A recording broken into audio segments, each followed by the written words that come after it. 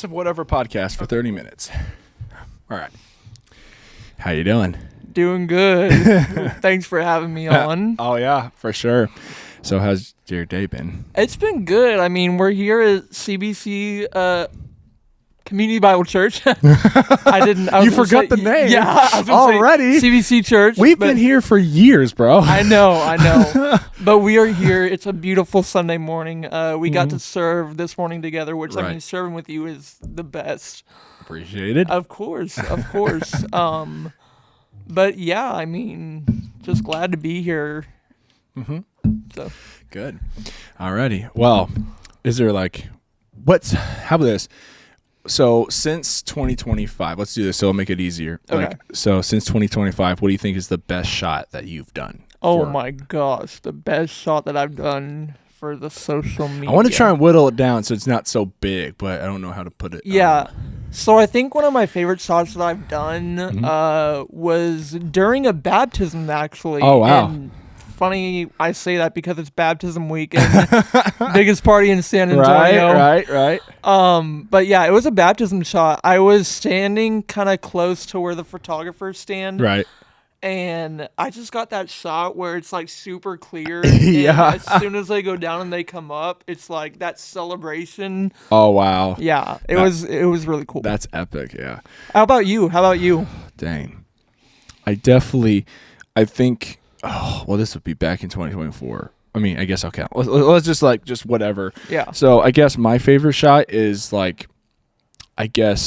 when. Hannah, so our leader Hannah, who was one of the helping us out with the social media thing. Yeah.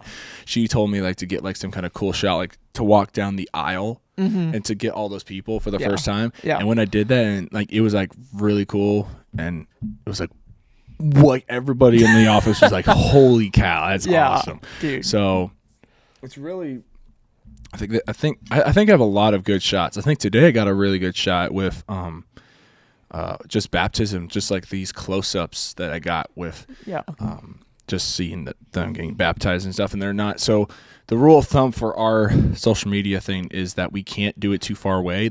We can't have a lot of dead space. Yeah.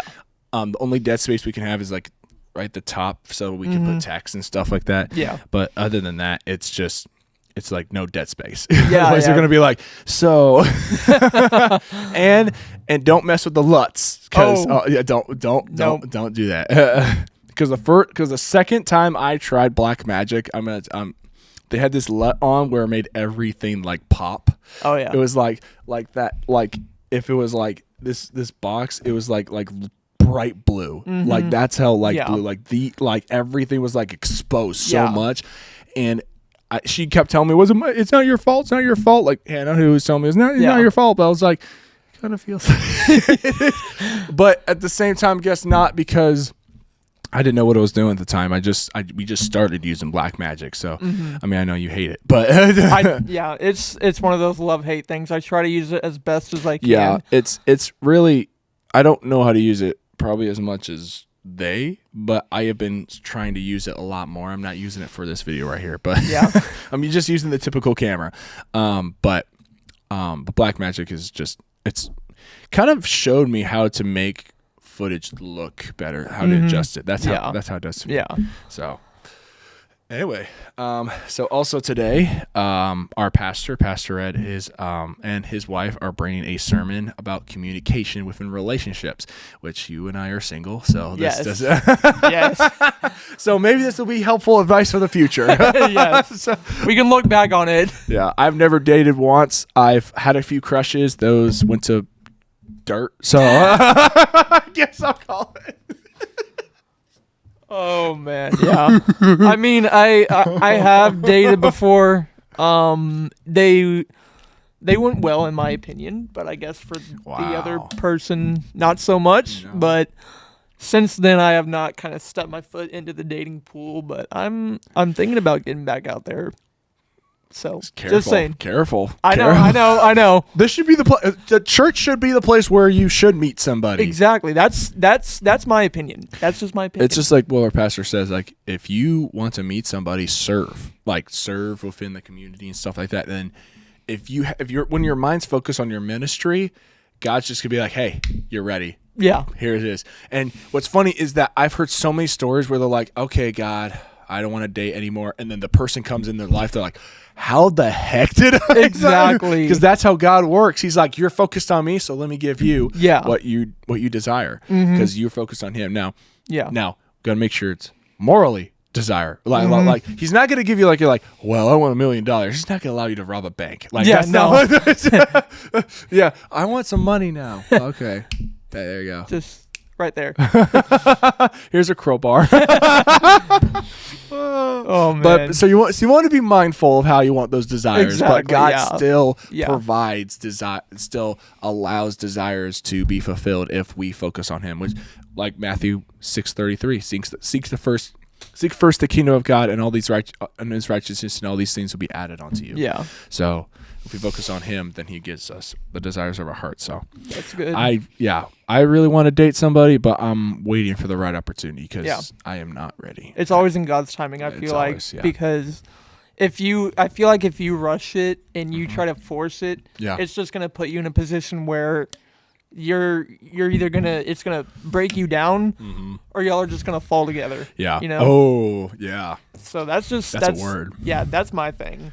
Wow. And I've done that before, where I've tried to force it, which I shouldn't have. Yeah. And I learned that the hard way. So. Yeah. Yeah. Yeah.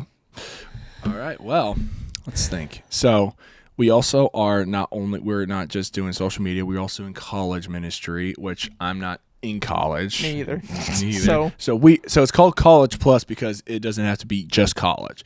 But I mean, is it like, so it's like 1825. So that means if you're 25, you're kicked out. Yeah. I mean, I guess. I literally told Nick, I was like, okay, Nick, once I hit the 25 mark, I'm still coming. I'll serve. I'll do whatever you want me to do. I mean, Nick's like 29, right? I think so. Yeah. So yeah. I know he's the pastor, but he should be allowed. Yeah. Nick, you can't. He can't be allowed. Sorry. But no, College Plus and Common Ground have literally been so good to me. That's how I found CBC actually. Wow. Was I came here in 2021 or 2022, I can't remember. Okay. For a worship night that was led by Passion to go to Passion 2023. Oh wow. And they did like a campus tour, which they haven't done in a long time, and I saw that one of the dates on there was San Antonio, and I'm like, oh my God, I gotta go. And it said Common Ground. I'm like, what? What's that? And so I looked it up. I went to the CBC page, and I was like, okay, let's go. And so I went, and that's when Jacob and Kayla were still around. Yeah. And I mean, I walked in there super early when they were still setting up. So I didn't know where I was, what I was doing. And I mean, they just welcomed me with open arms. They let me help set up with them. Wow, and just like that. Yeah, wow. No, I mean, it was the craziest thing. They were they immediately brought me in. And from that moment, from that night, I've been with Common Ground since. It's just been an amazing journey. Yeah. So I think it's been about 3 years since I've been with them. Yeah. That's cool. It's a great community. So if you're out there and you're 18 to 25-year-old in San Antonio or even in the surrounding area, come on. We'd love to have y'all. Yeah. Yeah. And what's so cool is that our church is it's growing so big. Oh yeah. Last Common Ground. So we're actually filming this on Sunday. So our Common Ground happens on Thursday nights. So this Thursday, it was a worship night, and oh my gosh, there was 800 people. 800 or more, dude. It was insane. I wonder who's keeping track of those numbers. You know, are they at the door just 1, 2, 3, 4? Wait, there's 5. What? There's 6. Yeah, 6, there's groups. Yeah. So I don't know how they're keeping track. I don't know how, dude. I cannot. Can you imagine? Maybe they got somebody in the ceiling, yeah, just counting 1, 2, 3. Hey, look up! I don't see you. Yeah, for real. Shine your flashlight. But no, man. I mean, what God is doing in the city of San Antonio, especially through our age range, is just outrageous. Yeah, it's crazy. I mean, we've seen that within 2025. I think I've heard church attendance has gone up exponentially. Yeah. So I don't know what it is. I think it's because people are looking for they've tried everything else, like everything else, from political to agenda to whatever they want, and it doesn't fulfill them. And so they're like, let's go to church again. Because there's some people that were just like, well, church. Here's the thing: is that CBC is so much different. A lot of people say, wow, this there's one video that where Pastor I know brings on that homeless guy, Anthony. Yeah, I think that's when the church like expanded. Yeah. Because everyone's like, we've never seen a pastor do this. But what's so funny, Pastor is like, this happens all the time. This is nothing new. Yeah. So, but what's so cool is I've heard that people are sent like from our marketing team, I'm overhearing that people like there are people from like the little churches that are around San Antonio. They're sending their people over to our church to watch how we do everything, so they get insight of how they can do it for their church. That's crazy. So like our church is growing to the point where people want to know, how does a church operate in the way of grace and truth? Oh, and this is CBC. Yeah. So that's crazy. That is. I mean, I didn't know that about them sending people to our church. Yeah. I knew that they were sending the video of Anthony and Pastor Ed to churches so they could like try to navigate that situation were it to happen in their church. Yeah. Pastor Ed's even talked about he's gotten DMs about people like, how do you do that? He's like, I can't teach that. Yeah, like you can't teach that. It's just like you follow what God's teaching you and you just lead. Yeah. Sadly, there's so many pastors today. I mean, we can top of a few. Yeah. That are like in the mainstream media that that like to use the stage as their performance. Rather they're using their stage as more of a performance rather than a ministry, if that makes sense. And that's what our church does. We don't use that. Our pastor even talks about all the time. We see him like, I've seen the dude cry up there, bro. Like the guy is so real. I think that's what makes CBC that sticks out so well. Yeah, is because our pastor Ed is just so real. He doesn't want. He just has that genuine heart. Yeah, he just has that genuine heart. Yeah. Because I was gonna say, sorry, I feel like I'm taking over. No, I was rambling. It's your podcast, but we're both on it. I know. But what I was gonna say was, I don't know if you went to the Chandler Moore concert. You did, yeah. So do you remember? Do you remember when they sang "Open the Eyes of My Heart"? Yes. And Pastor Ed was there with Chandler. Yeah, he was on stage just waving. No, but when Pastor Ed just grabbed a mic and just started singing along with Chandler, I'm like, that is the coolest thing that I've ever seen. Like he truly has a genuine heart for worship and for others. Yeah. And to see that moment kind of like come together, I've never seen that happen before in a church. Right. And that just shows how his love for God can carry on to so many others. Yeah, it's so true. And I don't know. And what's so crazy is that he's told everybody, like, this is not a secret to like just the church staff. Like he's told, like he uses the pulpit as like an update to the whole congregation. Oh yeah. Like if there's a big update, he's letting everybody know. Oh yeah. Because he doesn't want to be like, well, it's just in the bounds of like, okay, we're just doing it secretly and stuff like that. And what's so crazy is that like people will throw money on the altar. Like this actually happens. Like, oh my God. So like yes. People will throw money on the altar. What's funny because he said it started with a 1 a long time ago when they did like 5 services. It was 8. Was it 8? 8 a.m., 10 a.m. 10 a.m.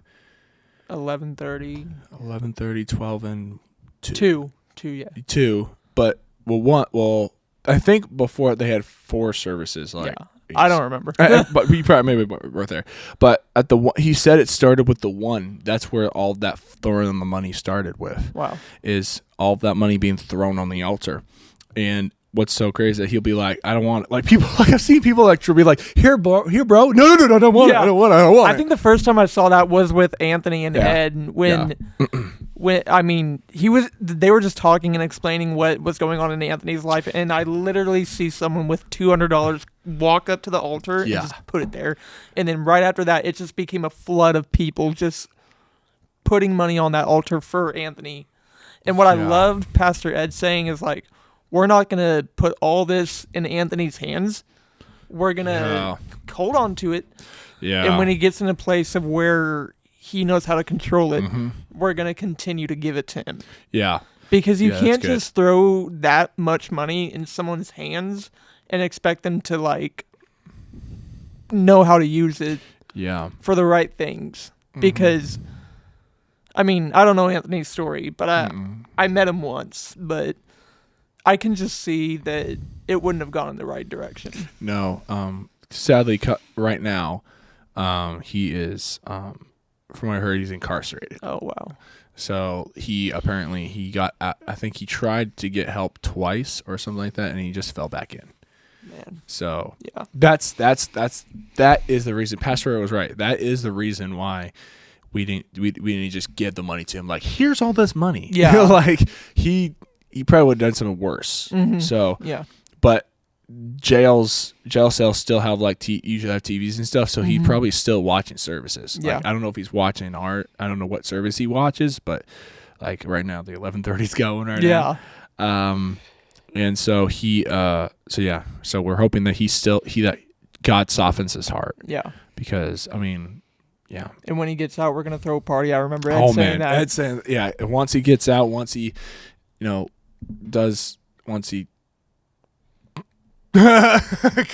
cleans up, I guess he would say it, that's when we'll throw a humongous party for him. Because, yeah. So, yeah. It's awesome. Bet. Alrighty. Well, anything else? I mean, I don't know. I mean, I'm enjoying this. Yeah, I'm sitting here. Yeah, it's been fun. How about this? Like, maybe to like end off like this little podcast here. Maybe to like, I was thinking like, what's like a funny or awkward story? Like that happened here at the church, or you know what? Let's do church. Yeah. Let's just do church. Yeah. Okay. Well, this is a quick little funny story that actually happened here when I first started serving with the Fellow Yellows. Shout out. If y'all are at CBC and you're looking for a way to serve, definitely go to the Fellow Yellows. They are awesome and they are so fun to serve with. Anyways. Yeah. This was about a year ago. I was serving with the Fellow Yellows before I got into marketing. Oh. And I was at the south doors handing out the listener guides and just basically saying, oh, thank you for coming to church. Thank you for coming to the service. Yeah. We hope you enjoy it and all that. Clarke, I cannot even begin to tell you how stupid I felt after I said this.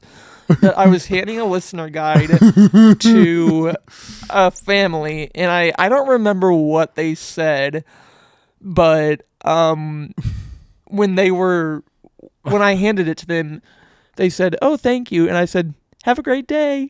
And I was like, wait, that's what you say on the way out. I mean, I guess you could say it in the way in, but I was like, oh, God. Dude, if you want to hear a horrible, like, actually, well, not at church, but so I work at Chick-fil-A. Oh, no. The Chick-fil-A stories.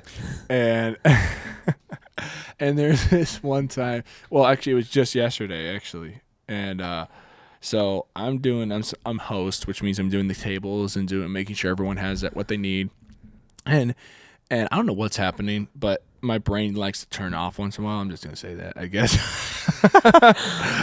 So I'm supposed to say when someone walks out, I'm supposed to have a great day, have a blessed day. Yeah. Well, they walk out. I'm like, hello. And I'm like, oh. I feel that. Yeah, no, that's hilarious. Okay, now that we're on the topic of Chick-fil-A stories, I just got to end with this, I think. So, I worked at Chick-fil-A for like 6 years, and it was the best job ever. I thought it was 4 years. 6. Yeah. You lied. No. No, okay, sorry. My brain was a little messed up. No, 6 years, but no, it's the best. But the first day that I worked there, this wasn't like the official first day, but it was like the first week of like the first day that I worked there, if that makes sense. Okay. I was doing Expo, and Expo is basically where you stand outside the drive-thru window and you pass food out to the customers if they're at like a waiting point. And so I was doing that, and I'm like, oh, this is pretty fun. I love it. And I had to send a lady to the cone, and basically the cone is like you're the car in front waiting to get pulled around if your food is still being made. Yeah, you have to park them. Yeah. And so oh no. Thankfully we can give them their drinks so they have something to enjoy while they wait. Okay. Well, I did that, and this lady had ordered a chocolate shake. Yes.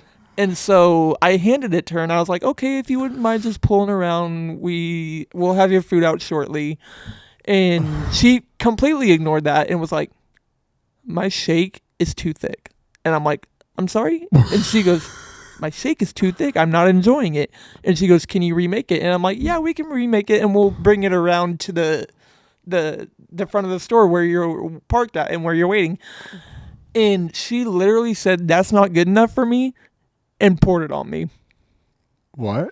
She threw the shake at me and got it all over my uniform. Wait, was someone witnessing this? Oh yeah. There were people witnessing this. Was like your manager? Like, my manager did not see it, but a couple of my other coworkers saw it, and they were just like, their jaws were dropped. So, yeah, we gave her food. Don't feel like she should have gotten it, but that's just my opinion. So there's this one time I know that we're like running on stories here, but there's this one. So it didn't happen to me, but so I'm working a night shift, and there's this lady that comes in, and she comes in once in a while. Like she's like almost a regular. And she came this night, and she asked for, from what I heard because I was actually on host this night, so I'm just like, I'm kind of like talking back and forth with the front my coworkers at the front, because if you don't know what to do, just chat with your coworkers. Yep. So apparently from what I heard is that she had ordered 4 mac and cheese because she gets a mac and cheese. She's like, it's not fresh enough. Mm-hmm. Put it back. Second one, not fresh enough. Third time, not fresh enough. Fourth time, yeah. Oh my! So she literally traded. So there's 4 mac and cheeses she traded in because it wasn't fresh enough. She didn't want the crisp, the burnt cheese, but it wasn't fresh enough. I gotcha. And we're like, what do you mean by fresh? I mean, I get that all the time in the drive-thru. Like, can you make fresh fries? Well, in my head, I'm like, sure. Well, no, I say sure to them, but then I'm like, in my head, I'm like, well, we're gonna make them as fresh as we can. Yeah. Because I'm not buying the cook. You're not the cook. No, I'm not the cook. I'm just selling the chicken. That's all I'm doing. Yeah. So there's so many people that are just like, we want this and this and this, and yeah, it's just. And there was this one time this lady came through in the drive-thru. I was in the second lane, and she's like, she had like the mask on and the gloves, and she goes, "Can y'all so when you guys put the fries in the bag, can you change gloves?" Oh yeah. Like they said, change gloves when you're pouring the fries. I'm like, okay. I don't know. Just some people are just ridiculous. We love you, but if you're watching, sorry. But yeah, it's ridiculous. Yes, yeah. Clarke, thank you so much for having me, bro. Oh yeah, this is what we're calling a whatever podcast. Maybe we'll do this once in a while. I love it, and thank you all for letting me come on. Mm-hmm. And yeah, hope to see y'all again soon. Yeah, same here.